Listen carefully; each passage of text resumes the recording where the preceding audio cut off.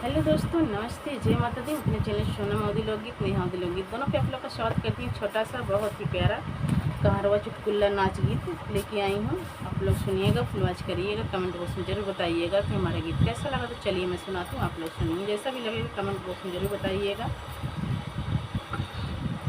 हमके लगावई नजरिया हो पिया तोहरी बहिनिया, हमके लगावई नजरिया हो पिया तोहरी बहिनिया, तोहरी बहिनिया पिया तोहरी बहिनिया, तोहरी बहिनिया पिया तोहरी बहिनिया, हमके लगावई नजरिया हो पिया तोहरी बहिनिया, हमके लगावई नजरिया हो पिया तोहरी बहिनिया।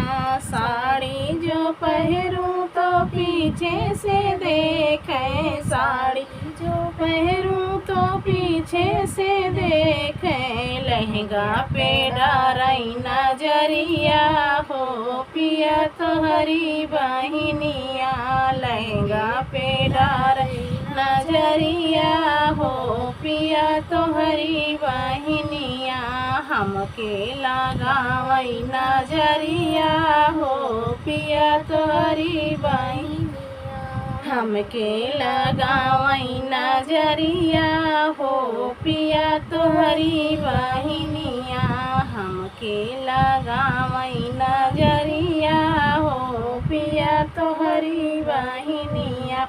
हरवा जो पहनू तो लेके देखे, हरवा जो पहरूं तो लेके देखे, कंगन पे डारई नजरिया हो पिया तोहरी बहिनिया, कंगन पे डारई नजरिया हो पिया तोहरी बहिनिया, कंगन पे डारई नजरिया हो पिया तोहरी बहिनिया, हमके लगावई नजरिया हो पिया तोहरी बहिनिया, हमके लगावई नजरिया हो पिया तोहरी बहिनिया, तोहरी बहिनिया पिया तोहरी बहिनिया, तोहरी बहिनिया पिया तोहरी बहिनिया,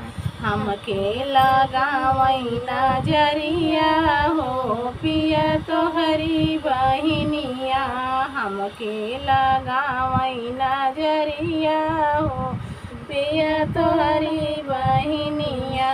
नैहर जो जाऊँ तो संग में जाए, नैहर जो जाऊँ तो संग में जाए, मोरे भैया से डालई नजरिया हो पिया तोहरी बहिनिया, मोरे भैया पे डालई नजरिया हो पिया तोहरी बहिनिया, हमके लगावई नजरिया हो पिया तोहरी बहिनिया, हमके लगावई नजरिया हो पिया तोहरी बहिनिया, हमके लगावई नजरिया हो पिया तोहरी बहिनिया।